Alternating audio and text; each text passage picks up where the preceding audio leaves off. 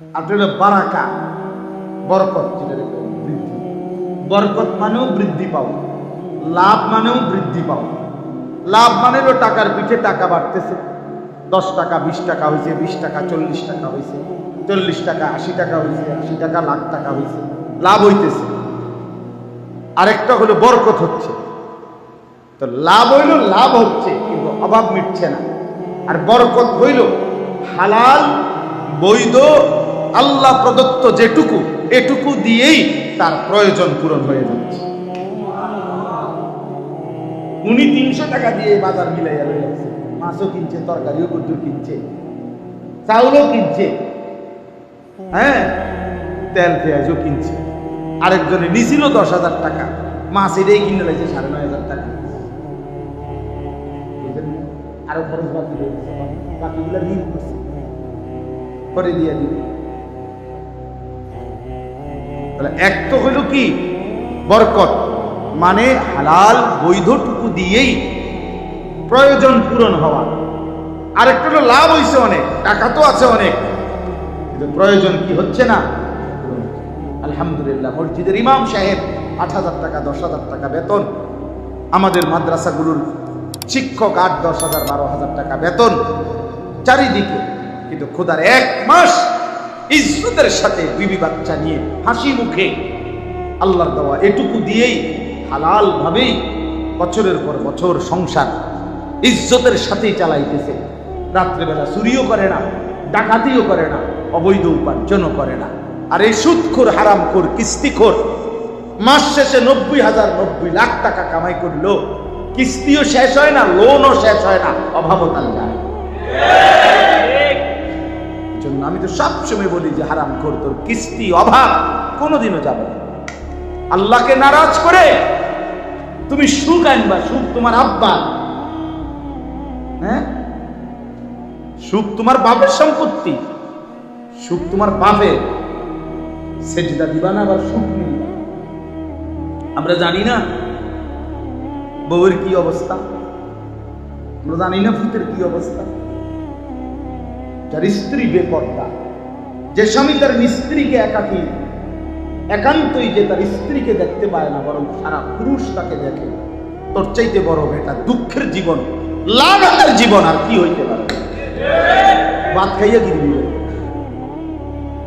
তো বিরিয়ানি খাইলেই কি, বিরিয়ানি খাইলেও টয়লেট, ভাত খাইলেও টয়লেট, আলুর ভর্তারও সমাধান টয়লেট। আখের সমাধান কি? যার ছেলে 1 ওয়াক্ত নামাজ পড়ে না, তার জীবনের উপার্জনের ফায়দা কি? যার মেয়ে বেহায়া, তার জীবনের উপার্জনের খাট পালং আর সোফা, ফার্নিচার আর বিল্ডিং আর এসি আর ফ্রিজ, এগুলো মানুষকে দেখানোর কোনো বিষয় হলো? এগুলো কার ঘরে নাই? আমি যদি বলি বেটা কথাবার্তা সাবধানে বলিস, আমার ঘরে সোফা আছে, উনি বলবে সুবহানাল্লাহ, আল্লাহু আকবার, সোফা আছে, এত বড় নিয়ামত, মানুষ এত বেকুব, মানুষ এটা শুনি নাম করে ভাববেন কথা বল। আমার একজন পরিচিত বলছিল, কোন লোকে বলছিল যে বেটা কথাবার্তা সাবধানে বলিস, আমার বউ কিন্তু চশমা পরে। তো ওই মেয়ে বলছে বেটা তোর বউ চোখে দেখে না, এই জন্য চশমা পরে, এইটা আমাদের প্রশংসার কি আছে? বলার উদ্দেশ্য হলো আমরা এটা আমাদের ঘর সংসার, বিল্ডিং, দালান, সোফা, ফার্নিচার, টাইলস, বাথরুম, এগুলো দেখানোর মধ্যে কোনো কৃতিত্ব নেই। এগুলোর মধ্যে কোনো কি নাই ভাইয়া, কৃতিত্ব নেই। এ তো কাফের বেঈমানের আরো বেশি, এ তো মুশরিকের বেশি। আমাদের দেশের 4 তলা 6 তলা 10 তলা বিল্ডিং, ইউরোপ আমেরিকার মধ্যে এগুলোর মধ্যে তো গরু ছাগলও থয় না, এগুলোর মধ্যে তো হাঁস মুরগাও পারে না, ওরা তো এগুলোর বিল্ডিংও ধরে না। আমরা যেসব প্রাইভেট কারে চড়ি ইউরোপ আমেরিকাতে, আমার জাপানি পরিচিত লোক উনি বলছে আমারে বহুদিন হুজুর, আমাদের জাপানে এগুলা ছাগল টানে, আপনাদের এই সমস্ত প্রাইভেট কার। আমি যদি বলি বেটা আমি এত বড় বক্তা, প্রাইভেট কার দিয়ে আসছি, বলেন সুবহানাল্লাহ, আয় সুবহানাল্লাহ, সুবহানাল্লাহ, বুঝেন নাই আমার কথাটা? প্রাইভেট কারে তো ছাগল টানে, এনে প্রশংসার কি, সুবহানাল্লাহর কি আছে? এর মধ্যে ক্রেডিটের কিছু নাই। আমার দুনিয়া মিলাইলো সফলতার কিছু নেই। প্রিয় যুবক ভাই, কিশোর ভাই, মন তো চাচ্ছিল লম্বা বলা উচিত ছিল, কিন্তু রাত যে অনেক হয়ে গেছে। এই জন্য বললাম, দয়া করে আমি অনুরোধ করি ভাইয়া, জিন্দিগির পড়ালেখা, জিন্দিগির রাত দিন, একজন সুস্থ স্বাভাবিক মানুষ হিসাবে, মুসলমান হিসাবে এ কথা মিলানো উচিত। একেবারে একাকি 1 মিনিট 10টা মিনিট হলো মনের অজান্তে চোখ বন্ধ করে ভাবা উচিত। যুবক তোমরাও ভাইব, বয়স্ক বাবা আপনারাও ভাইবেন। চোখ বন্ধ করে 2টা মিনিট 5টা মিনিট কল্পনা করেন, এক মুসলমানের জীবন এমনই তো হওয়ার কথা ছিল যেরকম আমি আছি। এক মুসলমানের উপার্জন এমনই তো হওয়ার কথা ছিল। সারাদিন মিথ্যা বলে, ওজনে কম দেয়, 30 বছর মুসলমান সুদ খায়। 30 বছর মুসলমানের ঘরে প্রত্যেক দিন রঙিন টেলিভিশন চলবে, নাচ গান নাটক সিনেমা নর্তকীর যুগ। এটা মুসলমানের ঘর। তুমি যুবক 365 দিনে খোদার একটা বছরে কোন দিন ফজরের নামাজ পড়লা না, তুমি মুসলমান? তুমি মুসলমানের বাচ্চা, মানুষের বাচ্চা বেটা। হাইওয়ান, জানোয়ার তো এত বড় জানোয়ার। কোন জানোয়ার তো এই কারণে জানোয়ার না, জানোয়ারের উপরে তো সেজদার কোনো হুকুম নাই, এজন্য জানোয়ার সেজদা দেয় না। তুমি মানুষ রূপী জানোয়ার, তোমার উপরে তো সেজদার হুকুম আছে, তুমি সেজদা দাও না কেন? কুকুরকে তো আল্লাহ সেজদা দিতে বলে নাই, শুকরকে তো আল্লাহ সেজদা দিতে বলে নাই, গরু ছাগলকে তো আল্লাহ সেজদা দিতে বলে নাই, এজন্য সে সেজদা দেয় না।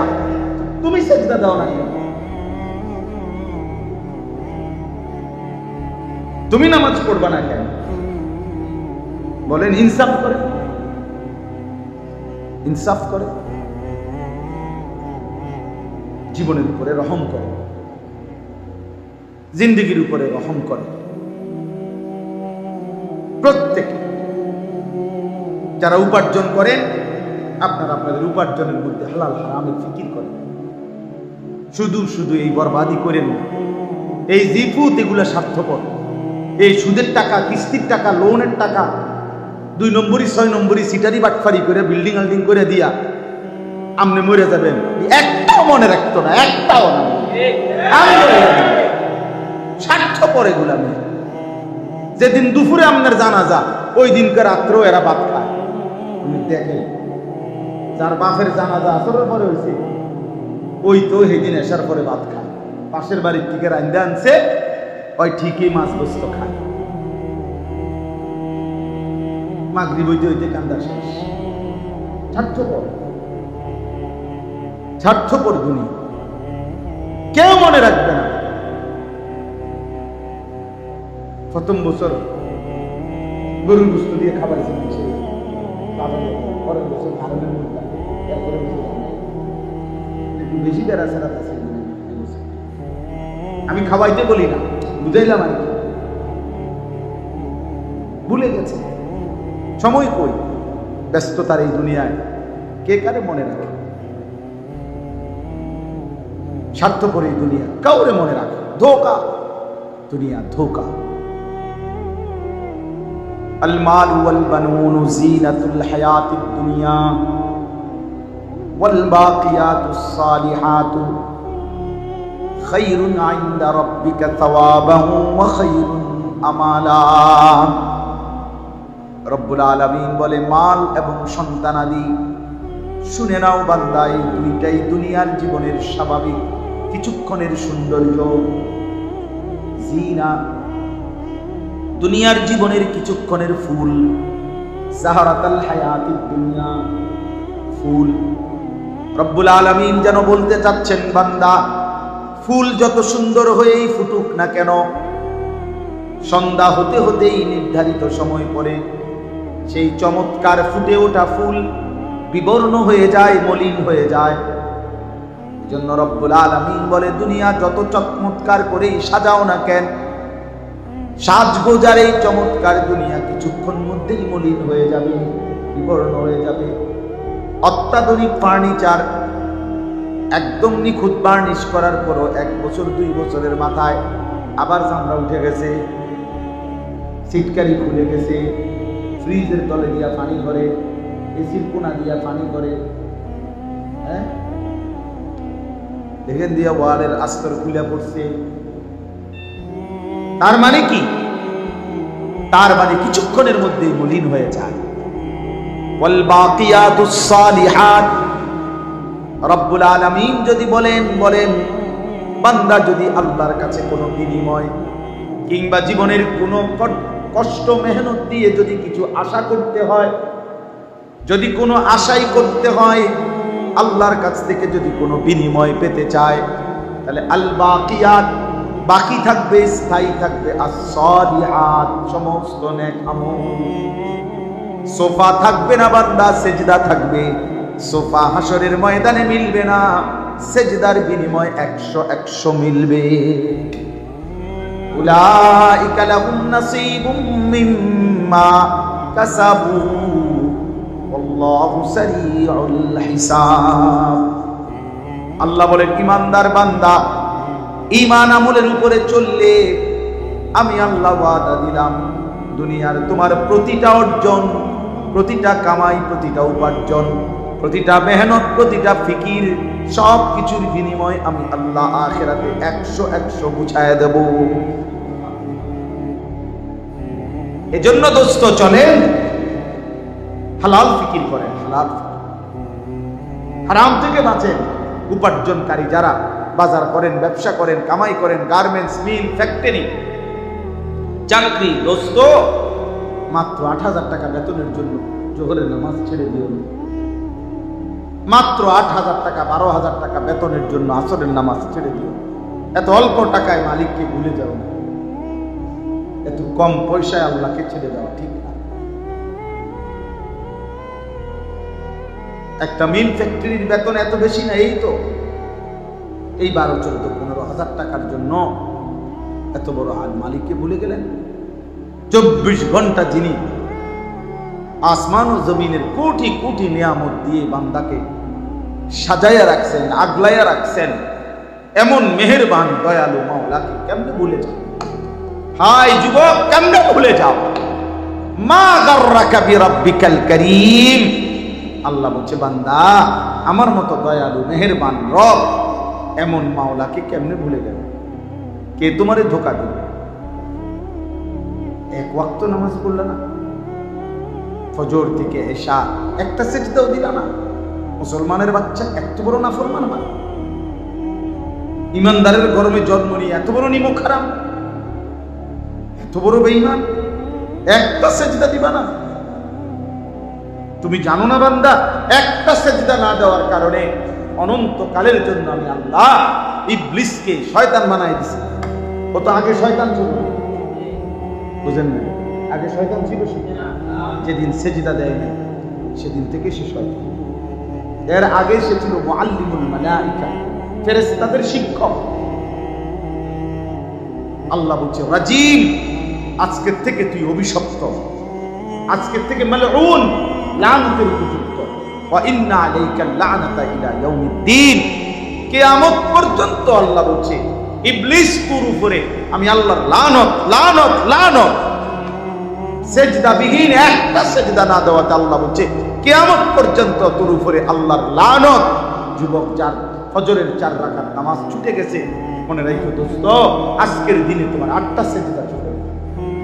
জোহরের নামাজ যার 10 রাকাত ছুটে গেছে, তোমার 20টা সেজদা ছুটে গেছে। আসরের 4 রাকাত ফরজ যার ছুটে গেছে, তার 8টা সেজদা ছুটে গেছে। মাগরিবের 3 রাকাত ফরজ যার ছুটে গেছে, তার 6টা সেজদা ছুটে গেছে।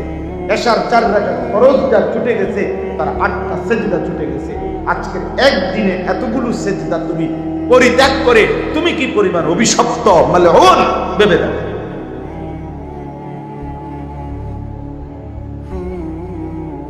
ভাত খাওয়া, মাছ খাওয়া, ঘুম যাওয়া, পেশাব পায়খানা করা আর যৌন চাহিদা পূরণ হওয়া, এগুলো আমরা পাচ্ছি বলে মনে করতেছি। আল্লাহর ইবাদতেরও দরকার নাই, আখিরাতেরও দরকার নাই। আরে বেটা, এগুলো পাওয়া তখন আশ্চর্য। এগুলো তো আল্লাহ তাআলা কাফের, মুশরিক, ইহুদি, খ্রিস্টান, হিন্দু, বৌদ্ধ, নাস্তিক, মুরতাদ, আল্লাহকেই মানে না ওইসব বেঈমানরা তো আল্লাহ এগুলো দিচ্ছে। কথা কয় না? দিচ্ছে না, শুধু আমাদের বেশি দিচ্ছে। আবার আমরা সমস্ত মানুষের আল্লাহ তা ভোগ করতে দিছে, জানোয়ারকে আল্লাহ তাআলা দুনিয়া তার চেয়ে বেশি ভোগ করতে দিছে। একটা হাতি একদিনে, একটি হাতি 250 কেজি খাবার খায়, 90 লিটার পানি পান করে। এটা গবেষকদের কথা। একটি তিমি, সাগরের একটি তিমি 200 জন সামর্থ্যবান যুবক, পূর্ণ শক্ত সামর্থ্য যুবক 200 জন এক বেলা যে খাবার খায়, একটি তিমি এক লোকমায় মানে এক টানে একবারে এই পরিমাণ খাবার খায়। তাহলে আল্লাহর সৃষ্টি বাকিগুলো মাখলুক, এরা তো আমাদের চাইতে দুনিয়া বেশি ভোগ করে, করে না? আপনি বাঘ, সিংহ, যে মানে চিড়িয়াখানার বাঘ জীবনে ফাঙ্গাস খায়নি, হের জিগার না বলে আমি খাইনি, এ বলবেন আমরা বংশে কোনোদিন গোস্ত ছাড়া, আমরা ফ্যামিলির ঐতিহ্য, আমরা জীবনে এই সমস্ত সম্ভব খানা, আমরা গোস্ত ছাড়া কিছু খাই না। আমরা এমন মালিকের সৃষ্টি, যে মালিক আমাদের আজীবন আমাদের বংশধর, আমাদের গোস্ত খাওয়াই বাঁচাই। বাঘ কি আর অন্য আইটেম খায়? সিংহ কি আর অন্য আইটেম খায়? খালি গোস্তই তো খায়। তাহলে দুনিয়া জানোয়ার তো আমাদের চাইতে বেশি ভোগ করে। আহামরি দুনিয়া কি হলো ভাইয়া? অতএব চলে নিজেরে বদলে, বলেন ইনশাআল্লাহ।